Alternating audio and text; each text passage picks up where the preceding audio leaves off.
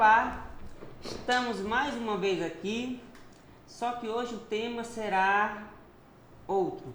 Sempre um podcast trata de temas diferentes. Nosso tema hoje será para falar de gastroenterologia. E para isso nós trouxemos a doutora Joyce Maranhão. A doutora Joyce Maranhão é médica gastroenterologista com residência em clínica médica e gastroenterologia e pós-graduada em medicina funcional integrativa pela Academia Brasileira de Doenças Inflamatórias Intestinais e no manejo de casos complexos do aparelho digestivo. Se destaca por unir ciência, prática clínica e uma visão integrativa da saúde, sempre com um olhar individualizado para cada paciente. Está sempre presente nos principais congressos da área, trazendo para a sua prática o que existe de mais moderno e atualizado. É isso, doutora? Olá, é isso mesmo. Eu agradeço o convite, é um prazer estar aqui no Audiocast, e vamos lá, vamos conversar. Para a gente é uma honra, ainda mais sabendo da vida corrida que você leva. É verdade. Que bom que está aqui no Audiocast. Joyce, a função gastroenterologia, ela estuda mesmo, aliás, é o quê? Todo o sistema digestivo. Fala um pouco sobre para a gente entender mais. A gastroenterologia ela é muito complexa, né? O gastroenterologista ele vê muitos órgãos, né? A gastroenterologia envolve o esôfago, o estômago, o intestino delgado, que é o intestino fino, o intestino grosso, o fígado, o pâncreas e a vesícula biliar, né? Então, todos esses órgãos o gastroenterologista trata. Sim, sim. E assim, ultimamente, a gente está vendo, você falou da questão do intestino, né? Ultimamente a gente tem visto muita gente com doenças intestinais. E coisas que a gente nem pensa que é um problema sério, pode ser um problema sério. Como, por exemplo, a gente tem uma garota, eu sou amiga de uma garota, dos pais de uma garota, bem jovem, que 18, 20 anos, que ela tem a doença de Crohn. E assim, para descobrir, foi uma batalha. Então ela fez vários exames e ela sem plano de saúde, pelo SUS, aquela dificuldade, mas ela descobriu. E até onde eu li, até onde eu me informei, a doença de Crohn, ela é uma doença que ela vem, parece que ela chega bem pertinho do câncer. Fala um pouco sobre a doença de Crohn pra gente. Na verdade, assim, a doença de Crohn, ela pode se manifestar de diversas formas. Daí, às vezes, a dificuldade do diagnóstico, né? Como a doença de Crohn, ela pode envolver da boca até o ânus, quando ela envolve apenas o intestino delgado, às vezes o diagnóstico é muito difícil. Então, como às vezes a doença de Crohn ela pode se manifestar apenas como úlceras aftoides. O que é isso? É como se fosse uma afta de boca. Então, às vezes ela tem apenas aftas de boca no intestino, fica muito difícil aparecer nos exames, né? Então, uma ressonância não vê, uma colonoscopia não vê, e aí você faz exames e os exames dão normais, né? E aí o diagnóstico fica difícil. Então, às vezes a gente só consegue pegar através de uma cápsula endoscópica, que é um exame que você vai passar uma filmadorazinha e filmar por dentro e fazer o diagnóstico. E às vezes também não é bem isso, às vezes não é o diagnóstico, às vezes também é experiência do médico, né? Sim. Por vezes falta fazer o exame correto, né? Você fazer a colonoscopia e dar normal e não pensar em fazer uma enterorressonância para fazer o diagnóstico, a alteração está lá no intestino delgado, né? E aí não faz o diagnóstico.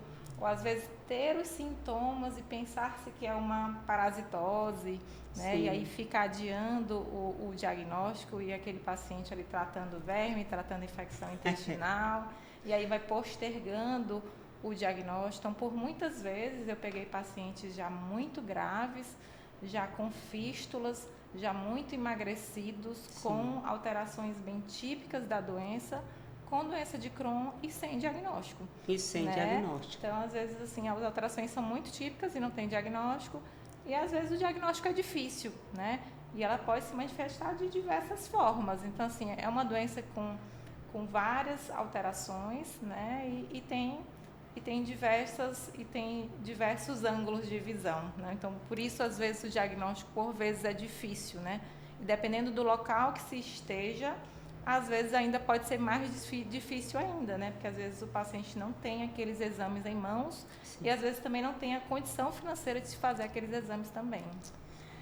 Pois é, Joyce, e isso é uma coisa que deixa a gente muito triste, porque quando a pessoa ela recebe o diagnóstico de doença de Crohn, gente, o tratamento não é fácil, porque aí o médico pede uma série de exames, são muitos exames, são muitas vacinas que as pessoas precisam tomar.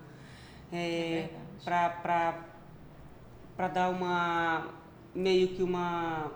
Até para iniciar o tratamento. Para iniciar o tratamento, exatamente. Para iniciar o tratamento. Aí eu fico me perguntando, as pessoas que não têm um plano, porque pelo plano de saúde já está difícil, Joyce. E quem vai se tratar pelo SUS, como é que consegue fazer tudo isso? Porque são muitos exames que se pede e são muitas vacinas, são...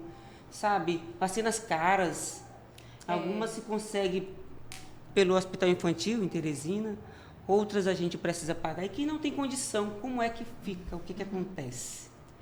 Assim, a sorte é que, na maioria das vezes, o que acontece? Quando se tem o diagnóstico, né? Porque para você fechar o diagnóstico da doença de Crohn, você precisa excluir diversas doenças, né? Então, porque a doença de Crohn, ela se manifesta através de inflamações. Aquelas inflamações podem se manifestar como... Outras doenças também podem se manifestar daquela forma. Então, por exemplo, vírus, citomegalovírus, Epstein-Barr, o próprio HIV, podem dar alterações bem parecidas com a doença de Crohn. Então, primeiro você tem que excluir tudo aquilo, por isso entra diversos exames. Né? Se você tratar a doença de Crohn sem excluir essas infecções, então o tratamento da doença de Crohn é feito com um imunobiológico ou imunossupressor. Então, se a pessoa tiver aquela infecção, a pessoa vai piorar da doença, né? Então, você tem que excluir tudo isso.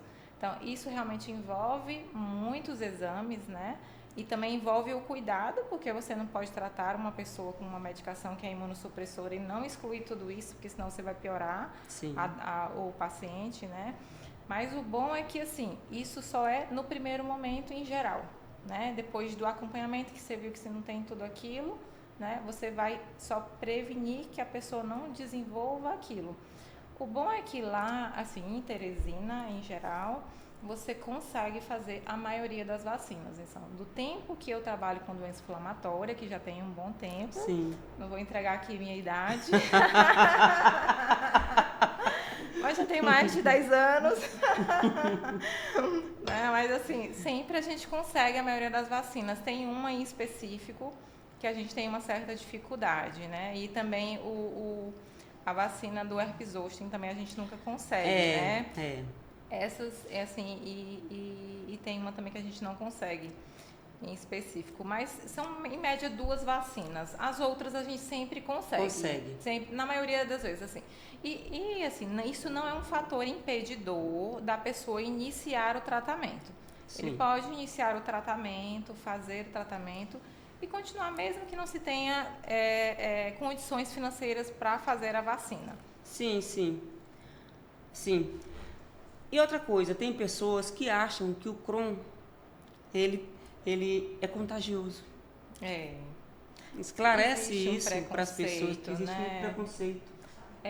Não é, né? A doença de Crohn é uma doença que a gente chama assim, autoimune. Na verdade, é uma doença imunomediada. O próprio sistema imunológico causa aquilo.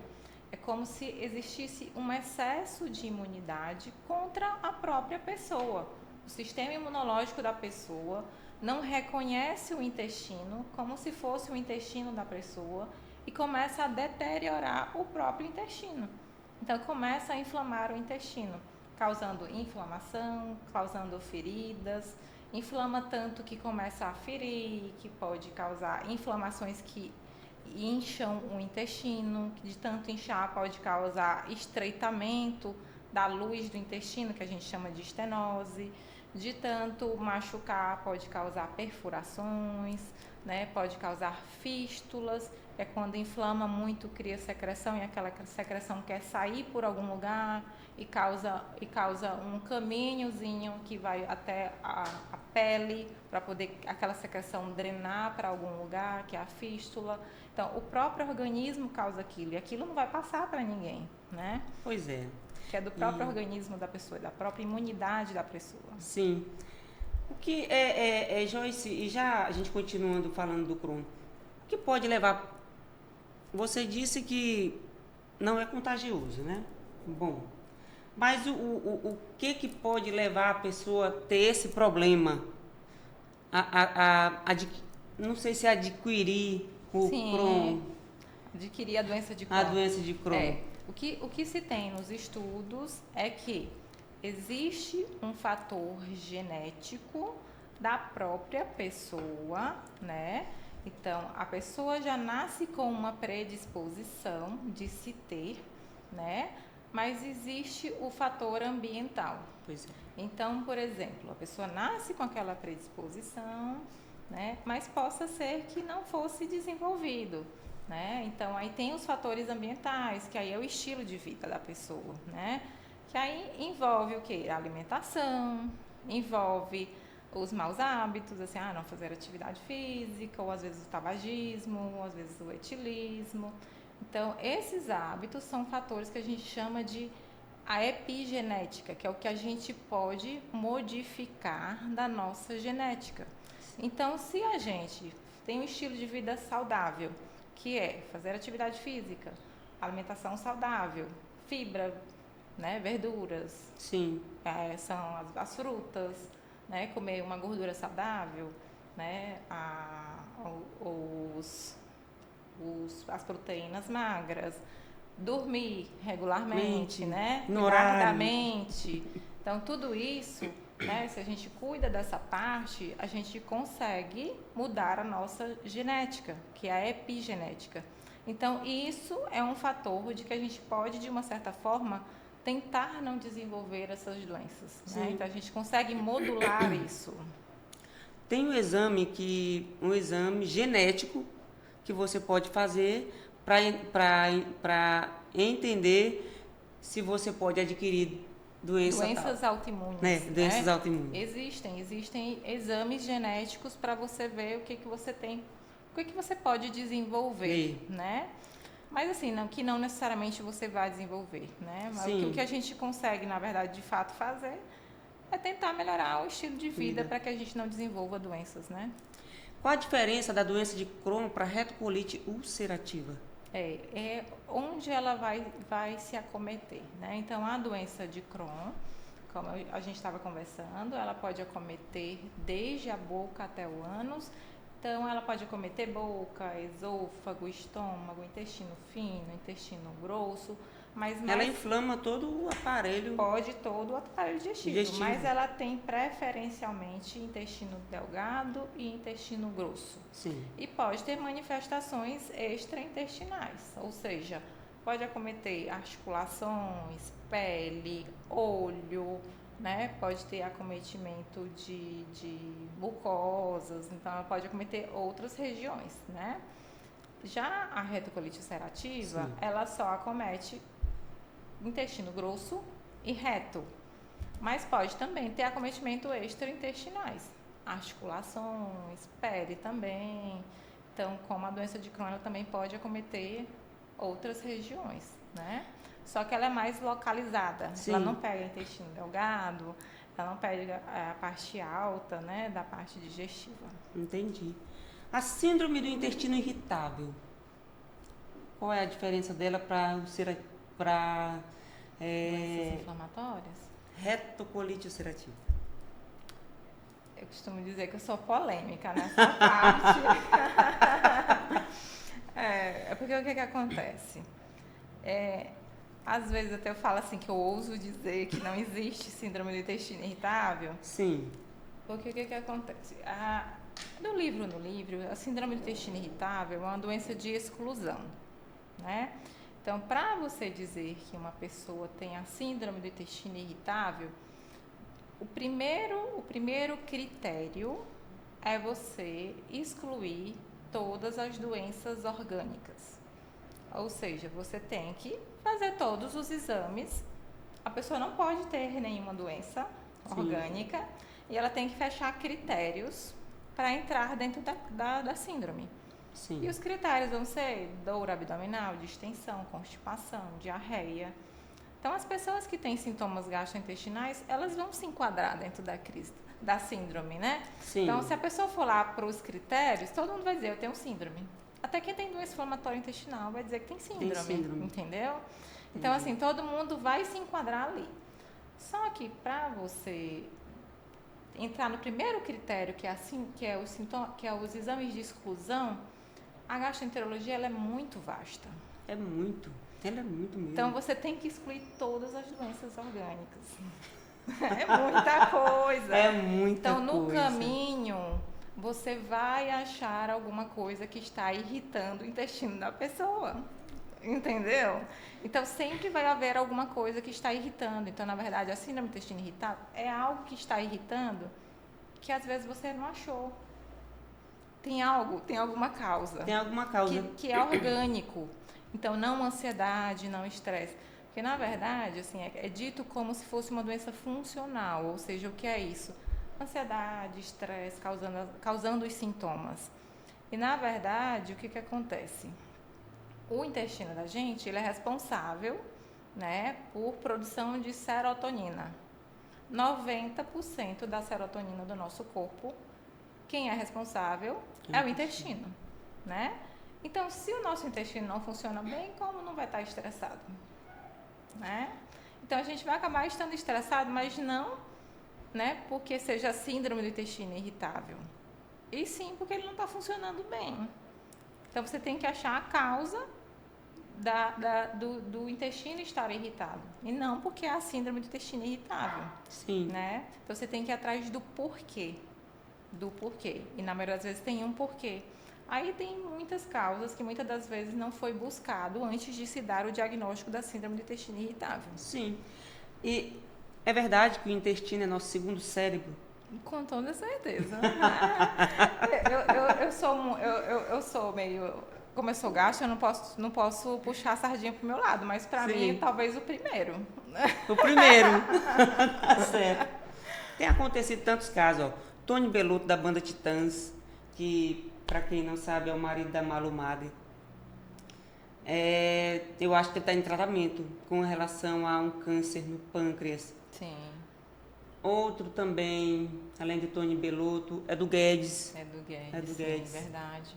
A Preta Gil, recentemente, veio a óbito por conta de câncer no intestino. Então, mas só que no caso da Preta, eu vi que ela deu uma entrevista na Ana Braga e ela falou que ela sentia algumas coisas e ela foi procrastinando, ela não procurou tratamento, mas ela tinha sintomas que o intestino não ia legal, ela se passava de 10 dias sem ir ao banheiro.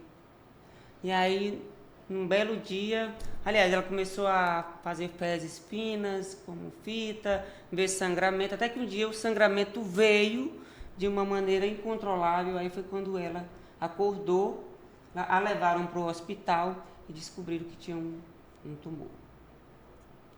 Então, assim, viu qualquer alteração, procure o gastroenterologista. É verdade. Não é isso? Daí a importância de você fazer os exames de rotina, independente, às vezes, até de sentir sintomas, né? Porque, assim, a maioria dos cânceres até, né? Eles não iniciam com sintomas, né? Câncer de pâncreas, por exemplo, é muito silencioso. Quando vai dar sintomas, já está mesmo muito agressivo, né? Dependendo da localização, então, já está mesmo terminal por vezes, né? Por vezes sem tratamento. Então, assim, independente da idade, é importante você estar fazendo os seus exames de rotina, fazer ao menos um ultrassom de abdômen, os exames laboratoriais, né? De 6 em 6 meses. não custa nada você estar fazendo ali de rotina para checar se está tudo certinho. Agora sim, exames a depender da idade, é necessário se fazer exames de prevenção mesmo de câncer de intestino. Né? Por exemplo, a partir dos 45 anos, população geral, independente de sintomas, mesmo sem sentir sintoma algum, tem que fazer a colonoscopia, né? De 5 em 5 anos, né? Se a colonoscopia der normal. Deu normal a colonoscopia a partir dos 45 anos, tem que fazer de 5 em 5 anos. A depender também da história familiar, porque por vezes, dependendo da história familiar, às vezes tem que fazer antes, Sim, né? sim. Dependendo de cada história familiar. A depender dos hábitos de vida, às vezes também precisa fazer antes, né? A pessoa é tabagista, às vezes a pessoa é um etilista. Dependendo de cada caso, às vezes é preciso fazer mais precoce, né? Os exames de pâncreas também, né? Então, a importância de estar fazendo os exames de rotina para poder pegar alterações assim mais precocemente. Sim, sim. Já que a doutora Joyce cuida sistema digestivo, esôfago, fígado, pâncreas, intestino grosso, delgado, por aí vai. Qual é o papel do pâncreas? O pâncreas é responsável por muitas coisas, né? Digestão, então ele digere gorduras, digere também carboidratos, é responsável pela produção de insulina, por isso também desenvolve diabetes, né? Por conta da má digestão. Né? Então ele tem papel fundamental na digestão, mas também no controle glicêmico, né? Sim. Então é um órgão exócrino, que a gente chama, e endócrino. Sim. E o papel da vesícula? Fica abaixo do fígado, é isso? Ela fica abaixo do fígado, ela é responsável por armazenar a bile, né? Então ela concentra a bile para auxiliar na digestão dos alimentos, né? Principalmente dos alimentos gordurosos, né? Então a gente, quando tira a bile, a gente continua produzindo a bile, mas por vezes a gente tem uma dificuldade de digestão porque a gente perde um pouco da concentração da bile. Sim. Eu estava olhando sua rede social, e assim, uma rede social, e ela fala sobre tudo. Então, se tiver alguma dúvida com relação à gastroenterologia, pode olhar a rede social da Joyce Maranhão, que ela explica bem direitinho muita coisa. E eu achei interessante um vídeo que você fez falando da relação de intestino e música. Me fala sobre isso. Sim, verdade. A música acalma o cérebro, né? Acalma o intestino. Foi feito um estudo justamente com as doenças inflamatórias intestinais, né? Que aí viu-se que com a música melhora os marcadores inflamatórios intestinais e melhora a inflamação, né?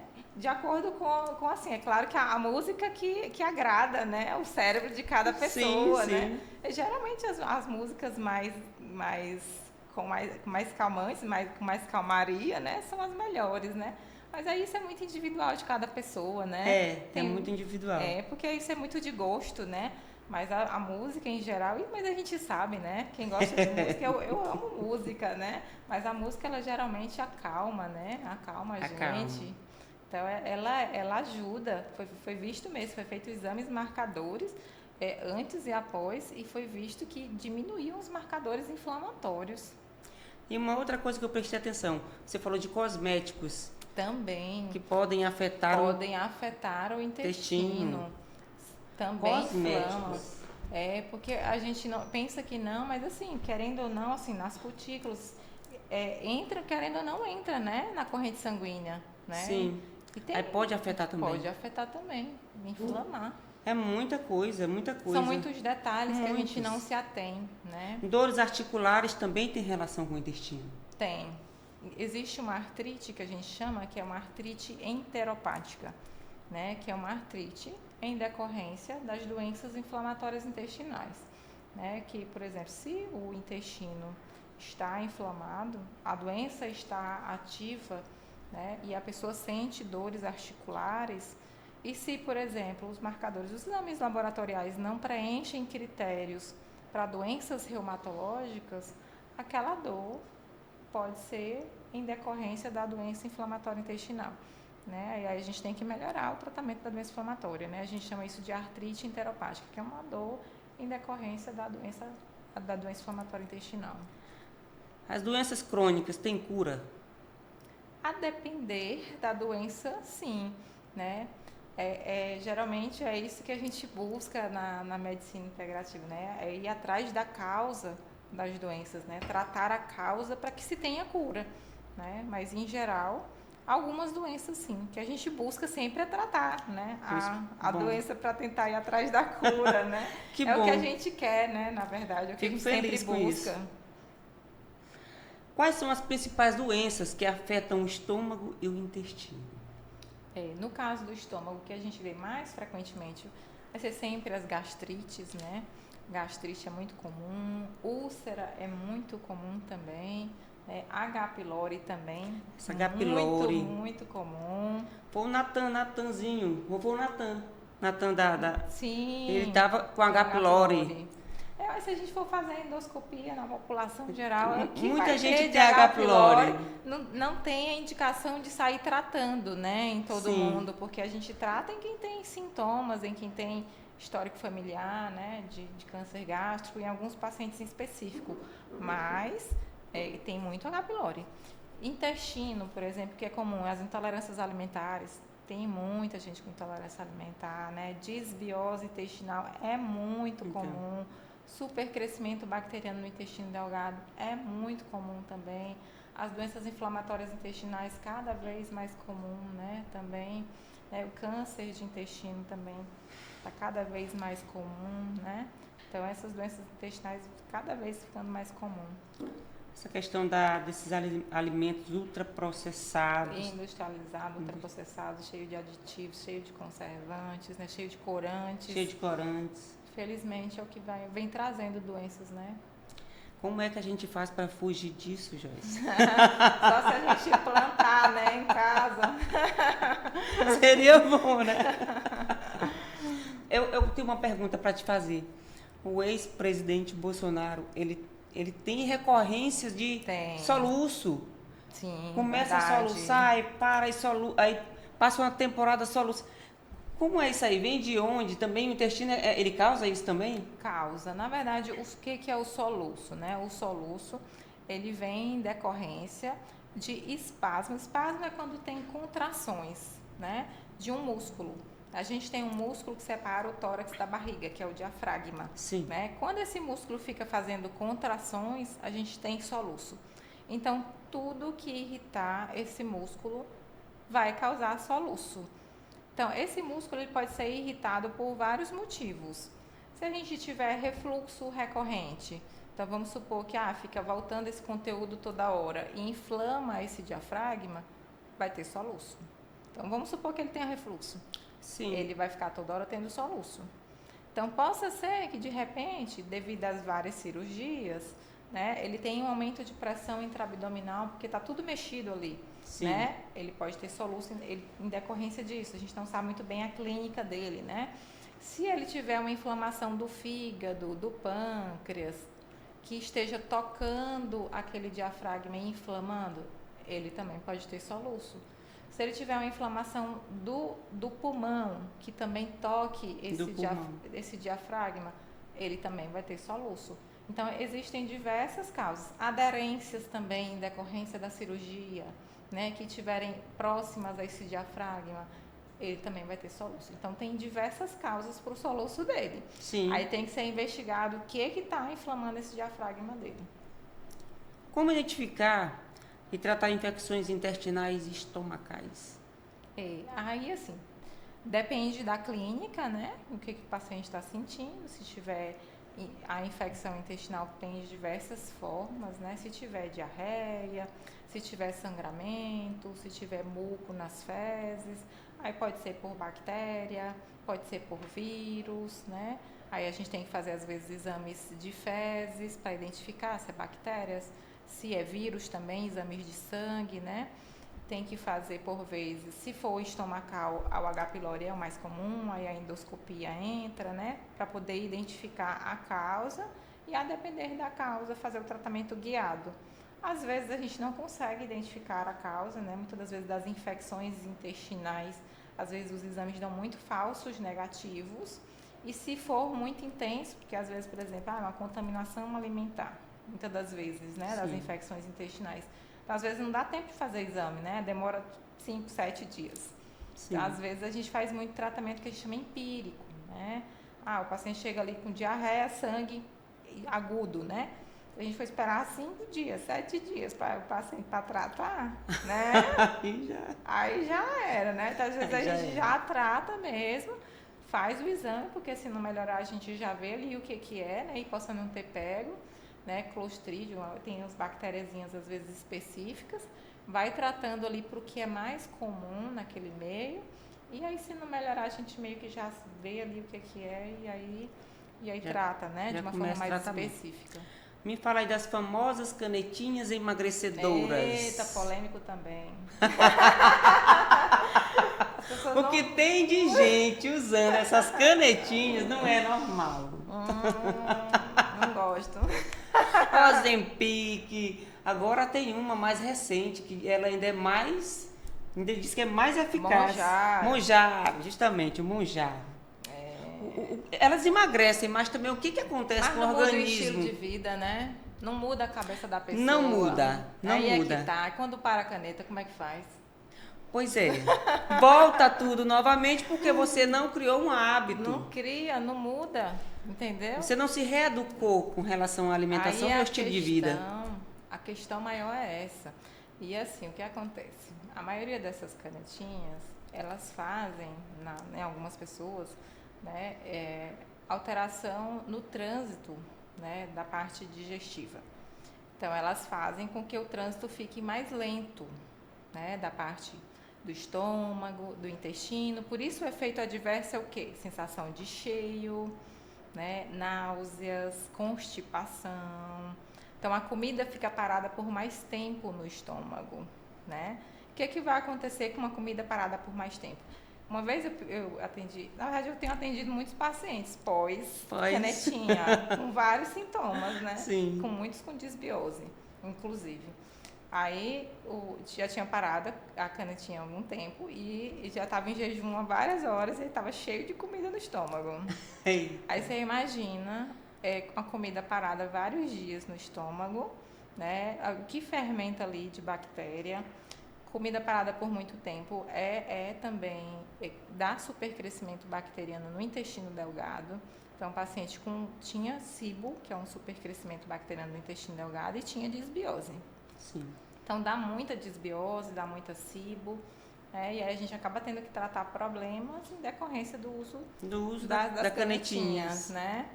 E aí, depois que tira, realmente, o paciente, no geral, volta a ganhar peso, porque o paciente, ele não entende, né, que tem que ter uma reeducação alimentar, no geral, e o risco de perder massa muscular, né? Sim. Porque tem que mudar hábito mesmo, tem que fazer atividade física. Não estou dizendo que não pode utilizar. Tem casos e casos, né? Quando bem indicado, sim, quando o paciente tem indicação, quando o paciente está bem acompanhado, né? O problema é usar a qualquer jeito, a qualquer modo, né? O que não está sendo na maioria dos pacientes, né?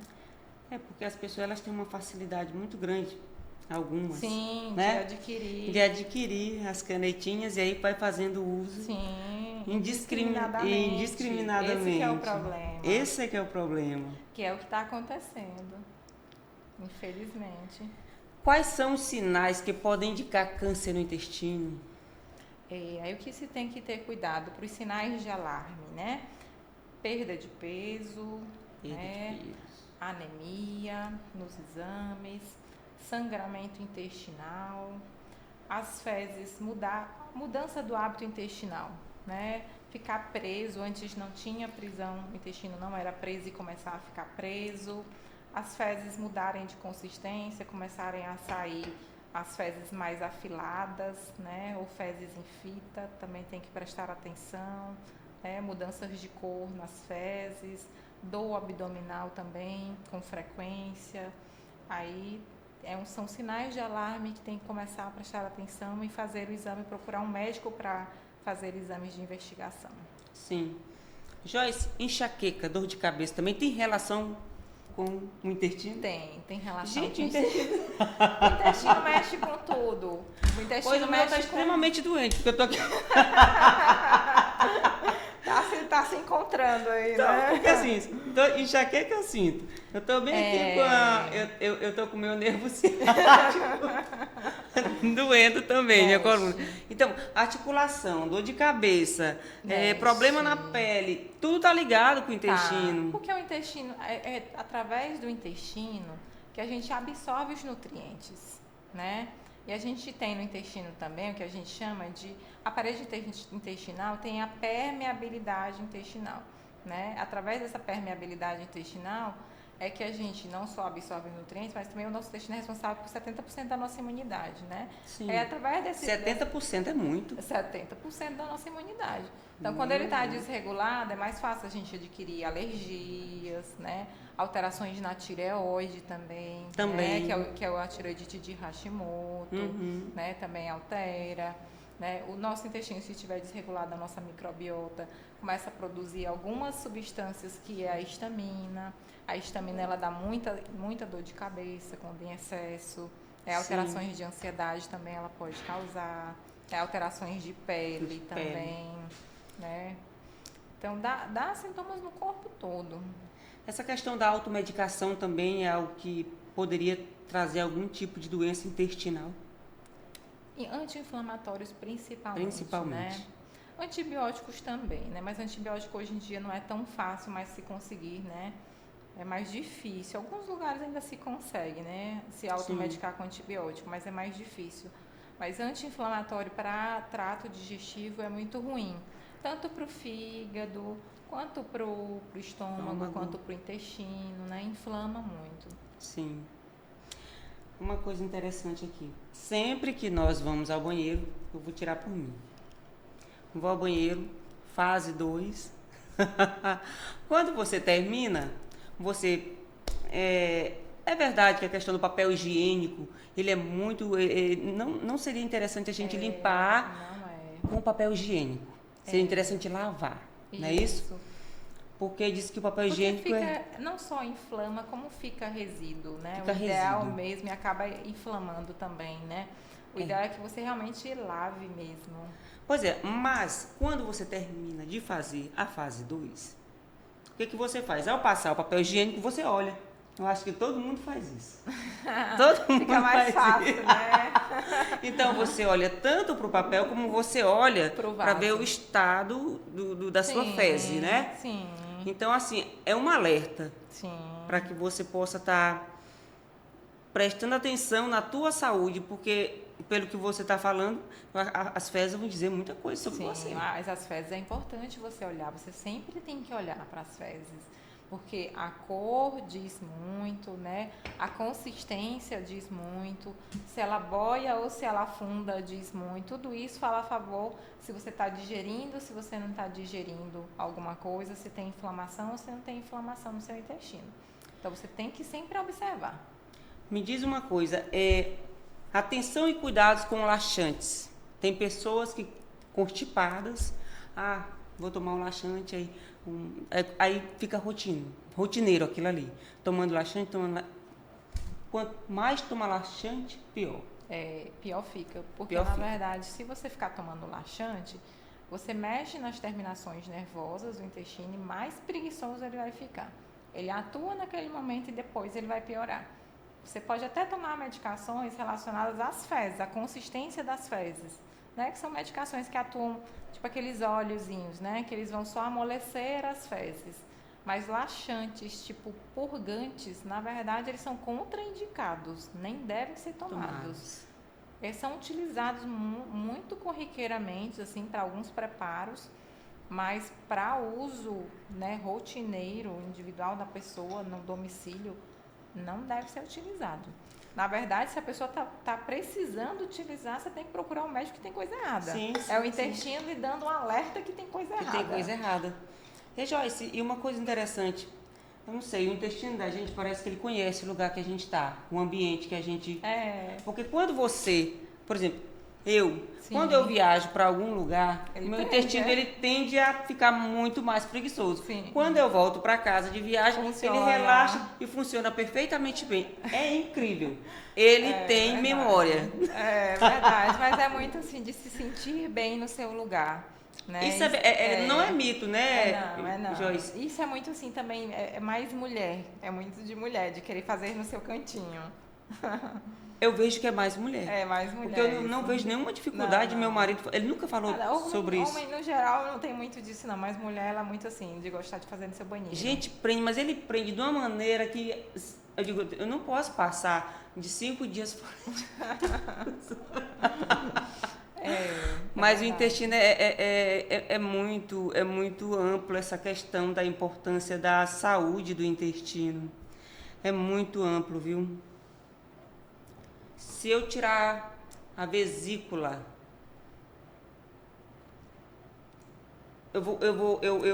como é que vai ficar a minha saúde? Assim, a vesícula, como a gente estava conversando, ela armazena a bile.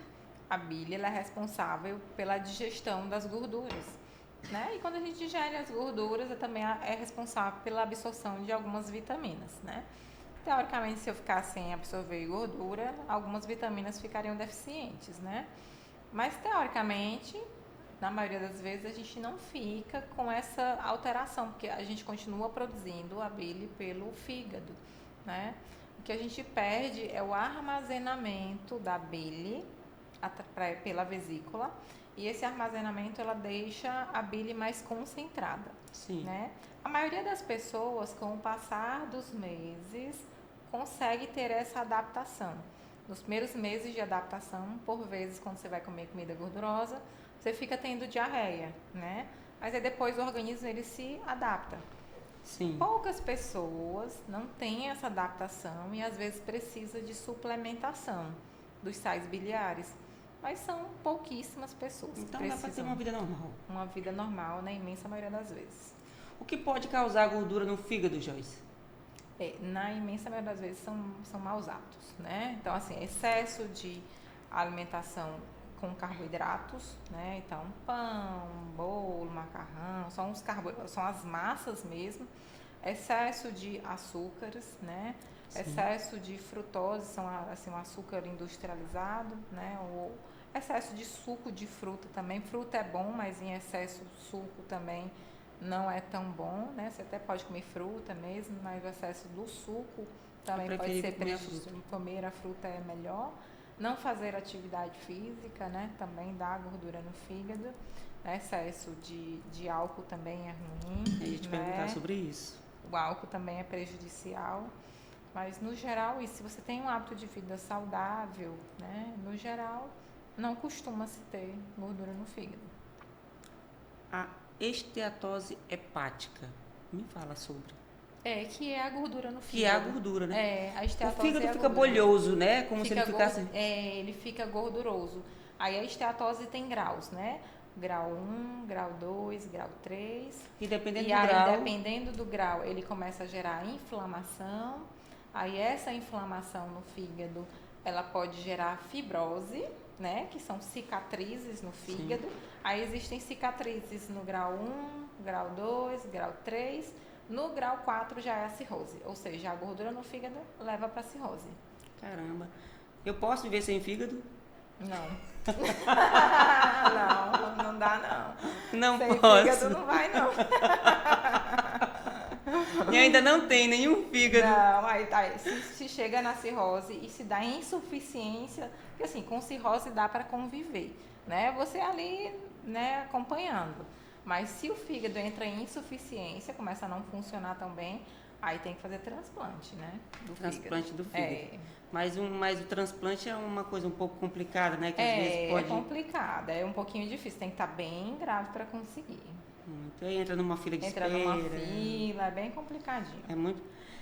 Com relação à alimentação, ao trânsito intestinal, que a gente olha, vai passando aí na timeline do TikTok, Instagram, aí Tem umas pessoas que dizem que a semente da abóbora, girassol, chia, gergelim negro, você faz essa mistura, diz que melhora bastante.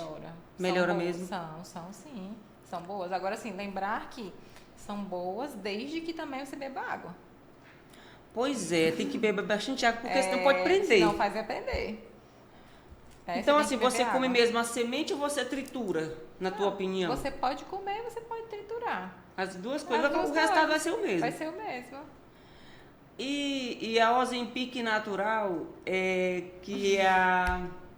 Como é o nome, meu Deus? Que é um pozinho que a gente coloca na água, que depois de 10 minutos fica bem viscoso. Esqueci. Mas dizem que é a Ozempic natural. Pode tomar que você emagrece, mas enfim, deixa pra lá. Joyce, eu vou te fazer uma pergunta aqui. Que cuidados simples do dia a dia ajudam a evitar problemas no estômago e no intestino? Cuidados simples. Simples. São hábitos de vida saudáveis, né?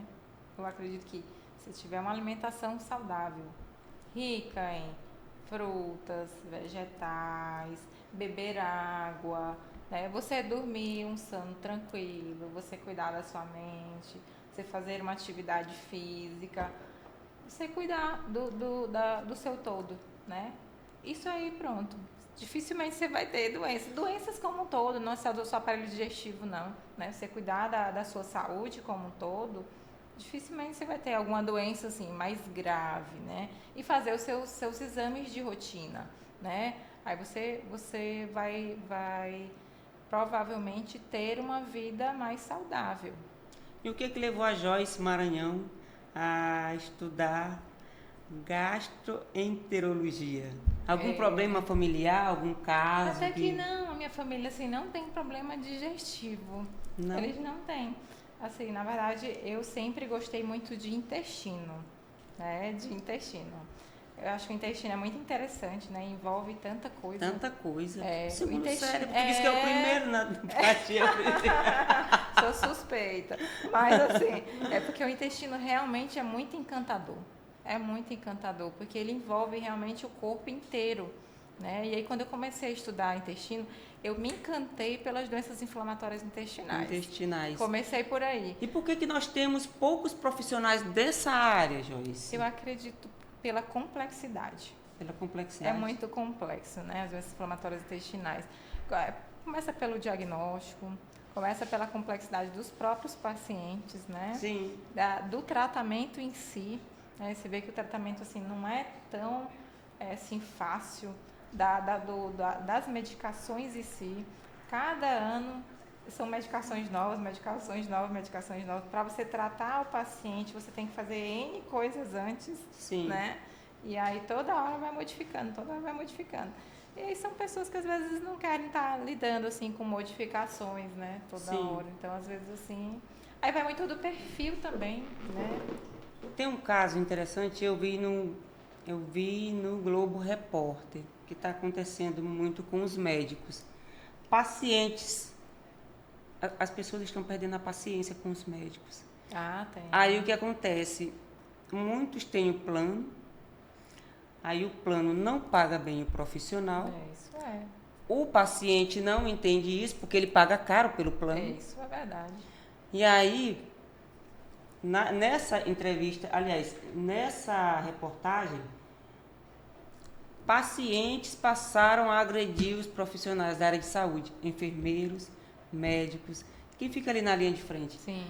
Então, assim, já aconteceu algum caso contigo com relação a algum paciente agressivo que, eu quero ser atendida, eu tenho um plano, não tem vaga para ir, hoje não tem vaga, mas tem vaga para tal dia. Me conta um pouco sobre isso. Até que assim... Comigo diretamente até que não. Já teve assim casos na recepção de às vezes assim as meninas relatarem, não tem vaga, quero vaga. Já tiveram alguns casos assim. Mas assim, diretamente comigo, Contigo, dentro do não. consultório, não. Nunca tive assim nenhuma agressão, nem física, né? Eu já tive assim por vezes paciente diz assim, eu quero que a minha esposa fique boa. Inclusive foi até de paciente de doença inflamatória, assim. Sim. Era uma das primeiras consultas, era uma paciente bem grave. E aí eu tinha pego ela assim no iniciozinho era de um outro médico. E aí ela estava bem grave mesmo. Estava fazendo tratamento com outra medicação. Eu falei, não, vai dar certo, eu vou com a minha calma que eu tenho. Ela tem uma calma que é incrível. A pessoa pode chegar nervosa A pessoa assim é de uma profissão, sabe? Eu não vou relatar, porque senão talvez as coisas se encaixem. Senão vai ficar muito evidente. Mas aí a pessoa diz assim, não, mas ela tem que ficar boa. Eu digo, vai, você não se preocupe, não. A gente vai trocar a medicação. Graças a Deus está muito bem. Deu tudo certo. Que bom. Senão, não sei se eu estava contando história. E Joyce, com relação ao diagnóstico, quando a pessoa chega com uma fase muito aguda do problema intestinal, que já está ali no estágio CA e tudo, para você falar para o paciente, tem alguns casos. Me diga como é que você fica nessa hora. É muito difícil, porque a gente sente junto, né, querendo ou não, por mais que já esteja alguns anos na profissão, né, a gente se sensibiliza também, a gente sente junto, pode ter certeza que sente. Quando a gente pega ali o exame, que a gente vê, que a gente olha ali, que a gente vai ter que contar, não é fácil, não. Então, que a gente olha, na maioria das vezes são idosos, na grande maioria, né? Claro que alguns não também, né? Mas que a gente olha ali pra carinha, que a gente fala, eita, eu vou ter que contar. Que aí tá ali do lado o acompanhante, que muitas das vezes é um filho, né? Cheio de esperança ali, querendo que não seja alguma coisa assim.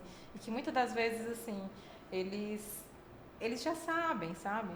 Porque muitas das vezes eles já vão ali meio que receosos do diagnóstico, né? Porque na maioria das vezes já vão debilitados, né? Quando já chegam para esse diagnóstico, na maioria das vezes o paciente já vai muito debilitado. Sim. Na primeira consulta a gente já faz uma suspeição, já conversa sobre as possibilidades, porque na maioria das vezes na consulta a gente já suspeita e eu já converso sobre, para meio que já dar uma preparada ali, né? E aí quando vem que fecha, né? Que às vezes no próprio exame a gente já vê, assim, né? Alguma coisa. E aí quando vem que fecha, assim, a gente conversa e aí acaba que tem que falar, o paciente tem que às vezes saber. Algumas vezes, às vezes a própria família, quando eu falo mais ou menos das possibilidades, né? Tem às vezes um familiar que sai e diz assim, olha, doutora, se for, eu prefiro que não saiba. Aí tem uns que já vem com o diagnóstico, vê antes, diz assim, que quer que saiba, quer que não saiba. A gente sempre acolhe o que o familiar quer, né? Sim. Aí sabendo que às vezes o paciente vai ter que saber, porque ele vai ter que enfrentar o tratamento, né? Então ele vai ter que saber, né? Então muitas das vezes ele vai ter que saber, a gente tem que contar, né? Da melhor forma. Que conselho a doutora Joyce Maranhão daria para as pessoas que não dão tanta importância para os sinais que o corpo dá? Gente, olha, hoje em dia tá tão comum, tá cada vez mais comum as doenças graves, os cânceres, né? E a gente está vendo cada vez mais, assim, pessoas que têm notoriedade, assim, né? Usando no meio artístico, porque fica mais fácil de ter visibilidade, né? Que é claro que não que seja importante, né? Mas é que seja mais visível, né? Então, para a população em geral, né? Então, tá tão fácil de ver, então a gente vê assim, né? Então, para a gente ver como é importante a gente ter um diagnóstico precoce, porque quanto mais precoce se tem um diagnóstico, mais fácil tratar, mais fácil curar, né? Então, a importância do diagnóstico precoce, né? Então, é importante você fazer os exames no momento certo, né? Então, não adianta você fazer o exame lá no final e depois ficar correndo atrás de inúmeros aqui, não sei aonde. Não dá. Que não adianta, né? Então, assim, tem que fazer os exames, né? Porque diagnóstico precoce é tudo. É tudo. Então, é isso. Acredito eu que a doutora Joyce Maranhão tirou algumas dúvidas de muitos ouvintes que estão aqui ligados no podcast. Vamos brindar? Vamos brindar.